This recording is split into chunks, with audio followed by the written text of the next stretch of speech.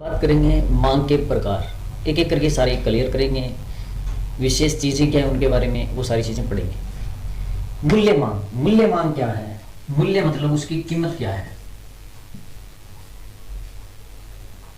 कीमत के आधार पर हम मांग करते हैं। हम कोई चीज़ बाजार से जब खरीदते हैं, बाजार से जब कोई चीज़ खरीदते हैं तो हम उसको कहते हैं कि इसका मूल्य क्या है, ये कितने रुपए की है। जैसे ही हमें इसमें सहमत हुए भी इतने रुपए की कोई चीज़, या पेन है 10 रुपए का है, हमको ये लगा भी 10 रुपए में हम खरीद सकते हैं, हमारे जेब में 10 रुपए हैं और ये मूल्य भी ठीक है, तो हम इसको खरीद लेते हैं। इसको कहते हैं बेसिक मूल्य मांग। ये चीज़ें होती है इसमें। हम बात करेंगे आय मांग। आय मांग में क्या होता है? आय होती है, आय के बिहाव पर चीजें होती है। अगर आय प्लस होगी तो मांग भी प्लस होगी, आय माइनस होगी तो मांग भी माइनस होगी। लेकिन हम विशेष चीज ये देखेंगे कि आय का धनात्मक वक्र भी बनता है, ऋणात्मक वक्र भी बनता है।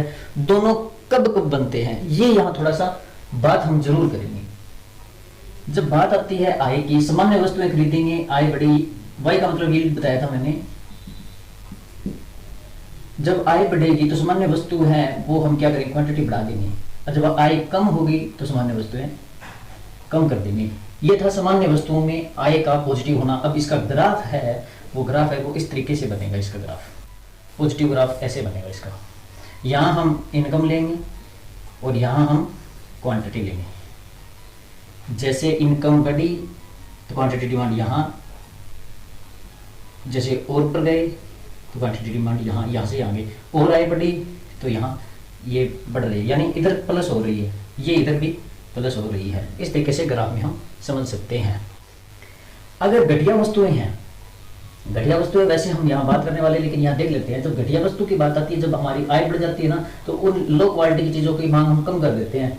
कम करते हैं तो इसका मतलब क्या होता है कि हम बेस्ट क्वालिटी खरीदते हैं। अगर जैसे हमारी आय कम हो जाती है तो हम क्या करते हैं, उन हल्की वस्तुओं का जो क्वालिटी में नहीं है वो ठीक है, हमें अपना गुजारा करना है, तो हम क्या करते हैं, वो वस्तुएं खरीद लेते हैं। अब इसका जब वो आय वक्र बनेगा तो इस तरीके से बनेगा।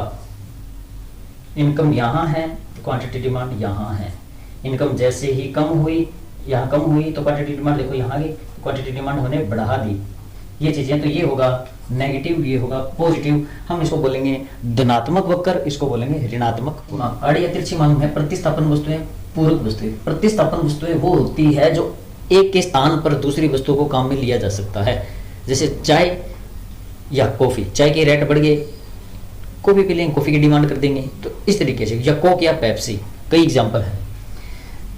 पूरक वस्तुएं, पूरक वस्तुएं वो होती है जिनका प्रयोग एक साथ ही लाया जाएगा। अगर एक चीज नहीं है तो दूसरी का कोई महत्व नहीं है। जैसे कार है, उसमें पेट्रोल नहीं है तो चलाओगे कैसे, या पेट्रोल है कार नहीं है तो क्या करोगे। तो ये चीजें होगी, ये साथ में होगी, ये एक दूसरे के स्थान पर होगी। इनका ग्राफ बनाते देखो।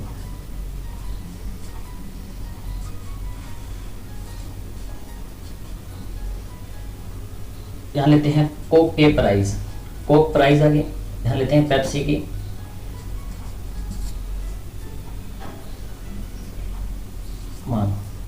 कोक के प्राइस हैं यहाँ पर, कोई एक पॉइंट बनाओ, कोक के प्राइस है यहाँ पर, तो पेप्सी इतनी खरीदते हैं।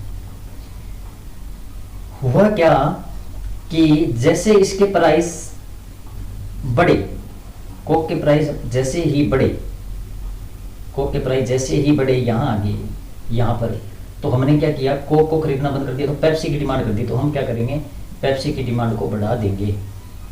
जैसे प्राइस और ऊपर गए तो हम प्राइस और ऊपर गए तो इसकी मांग नहीं करेंगे, तो पेप्सी कर लेंगे, तो और ऊपर चले गए तो हम इसकी मांग बढ़ा देंगे। तो इस तरीके से ये एक क्या बन जाएगा, पॉजिटिव बन जाएगा, पॉजिटिव वक्र बन जाएगा। एक चीज की मांग बढ़ती है तो कारण क्या है वो देखेंगे हम। इसकी मांग क्यों बढ़ रही है, क्योंकि दूसरी वस्तु की कीमत बढ़ रही होगी, इस कारण से ये फर्क आता है। यहाँ बात करेंगे कार और पेट्रोल की। यहाँ कर लेते हैं कार के प्राइस हैं, यहाँ पेट्रोल की मांग। कार के प्राइस है यहाँ, कार के प्राइस है यहाँ, पेट्रोल मान के चलते हैं अपन यहाँ आगे इस एक पॉइंट पर मार्क कर लेते हैं। जैसे ही कार के प्राइस कम होते हैं, पेट्रोल वाले क्या कर देंगे, बढ़ा देंगे, इसके प्राइस बढ़ा देंगे, और कम किए और कर देंगे, इस तरीके से। फिर इन पॉइंटों को बनाएंगे। ये हो गया नेगेटिव। ये है नकारात्मक वक्र, ये है सकारात्मक वक्र, ये फर्क है इनमें। बात करेंगे श्रेष्ठ वस्तुएं। श्रेष्ठ वस्तुएं कौन सी होती है? जो विशेष वस्तु हो, कीमती वस्तुएं हो, उनको बोलेंगे। श्रेष्ठ वस्तुओं में यही रहता है कि जैसे हमारी आय बढ़ी तो हम क्वांटिटी डिमांड को बढ़ा देते हैं। जैसे कोई सोना ले लेते हैं, सोने का रेट बताया 27,000, एक का बताया 28,000, तो हमने क्या किया,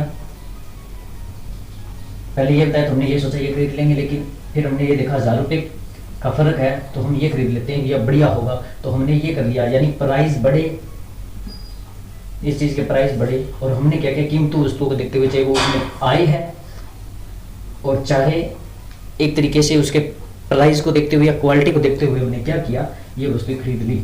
श्रेष्ठ वस्तु को देखते हुए हमने चीजें खरीद ली। आय का महत्व जरूर होगा हमारा, यहाँ देख लेना। ये कौन करता है? ये करता है एक, मान के चलो हरीश व्यक्ति हो, रिच क्लास हो, रिच क्लास के पास आय ज्यादा होती है, तो प्रैक्टिकली ही आय का फर्क होता ही होता है। इसमें आय फालतू है तभी हम दूसरी क्वालिटी या महंगी वस्तुओं पे हाथ डालते हैं।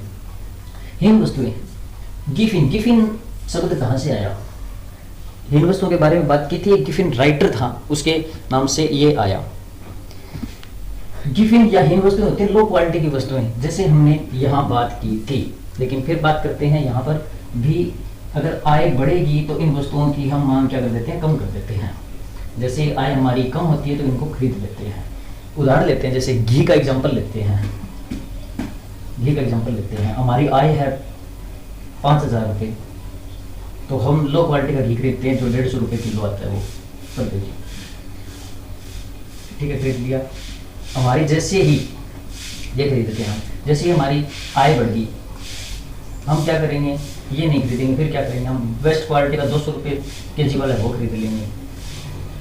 तो हमारी जैसे आय बढ़ती है तो जो डिमांड है वो बढ़ती है किसी दूसरी यानी बेस्ट क्वालिटी की। अब हमने जैसे ही हमारी इनकम बढ़ी, प्लस हुई, हमने इसको खरीदा ही नहीं, इसकी डिमांड क्या कर दी, हमने कम कर दी। और यहाँ हमारे प्लस है तो इसकी डिमांड क्या कर दी, हमने कम कर दी, यानी इनकम बढ़ती, कम कर दी, ये कोई दूसरी क्वालिटी का यानी सेकंड प्रोडक्ट कोई और चीज़ें खरीद ली। सिंपल ये चीज़ें होती है। संयुक्त मांग, संयुक्त मांग, संयुक्त शब्द, संयुक्त परिवार सदस्य की, संयुक्त परिवार किसे कहते हैं, जो एक साथ रहते हैं उनको कहते हैं। तो यानी एक साथ अगर किसी की डिमांड पूरी करते हैं, जैसे क्रिकेट बैट और तथा बॉल, हम इनको साथ में खरीदते हैं ताकि हमारी मांग पूरी हो जाए। हमें क्रिकेट खेलना है, ये हमारी मांग है, तो हम खेलेंगे कैसे, बैट भी होगा, बॉल भी होगा, तब हम खेल पाएंगे। यह संयुक्त मांग, सिंपल था ये। बाकी और देखते हैं बाकी बचे हुए पार्ट। हम बात करते हैं व्युत्पन्न मांग की। व्युत्पन्न मांग मतलब श्रम यानी मजदूर लगाए, मजदूर लगाने से हुआ क्या, कोई नया उत्पाद बन के तैयार हुआ, मान के चलते एक मार्कर बन के तैयार हुआ या पेन बन के तैयार हुआ, कोई चीज़, यानी श्रम लगाने से उसकी मांग की, उसकी मांग जैसे हमने काम में ली तो एक नया प्रोडक्ट बन के तैयार हुआ, उत्पाद बन के तैयार हो गया, उसको बोलते हैं व्युत्पन्न मांग। एक की वजह से कोई दूसरी चीज़ को पैदा करना।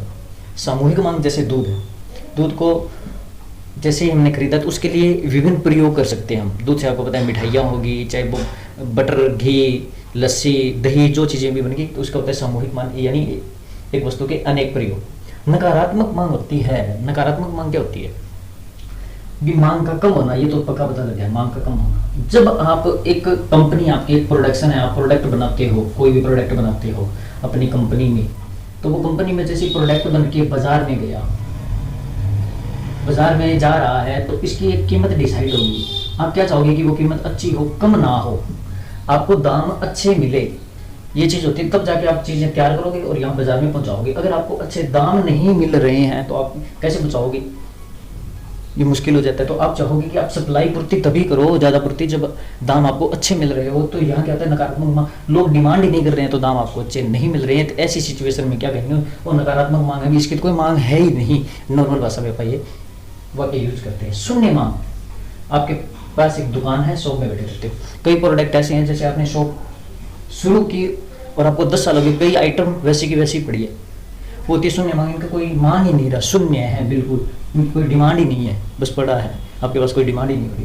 गिरती मांग, कई चीज़ों की गिरती मांग होती है, कमी होती जाती है, कमी हो जाती है।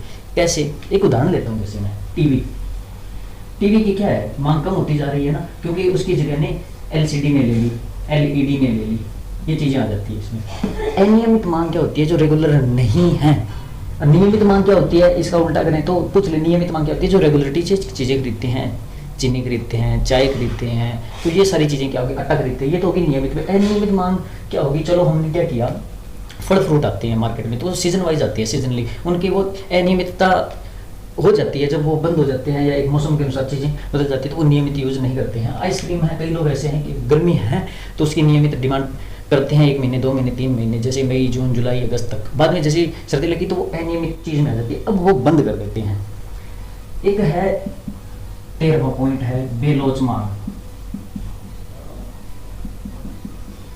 बेलोच मांग होती है, जैसे एक बेस्ट क्वालिटी की चीज़ है मार्केट में, बेस्ट क्वालिटी की चीज़ें तो वो तो मार्केट में बनी रहती है, लोग खरीदते हैं, प्राइस ठीक है, प्राइस अगर थोड़ी बहुत चेंज भी होगी ना तो भी लोग खरीदते हैं। बेलोच यानी दाम बढ़ रहे हैं, लोग डिमांड कर रहे हैं क्योंकि उसकी अच्छी गुणवत्ता है, तो इस तरीके के प्रोडक्ट को हम कहेंगे बेलोच मांग। इसकी तो बेलोच मांग है, कोई फर्क नहीं पड़ने वाला भाई, प्राइस अगर बढ़ गई तो भी कोई फर्क नहीं पड़ने वाला, क्योंकि बेस्ट क्वालिटी को देखते हैं, उसमें गुणवत्ता है और लोग मांग कर रहे हैं। तो ये पार्ट थे, और एग्जाम में अगर इनके बारे में छोटी सी छोटी बात पूछे या कोई भी एक पॉइंट मुझे एक दूसरे से पॉइंट रिलेटेड भी हैं तो इनसे हम मांग के प्रकार एक्सप्लेन कर सकते हैं, समझा सकते हैं, इजी थे।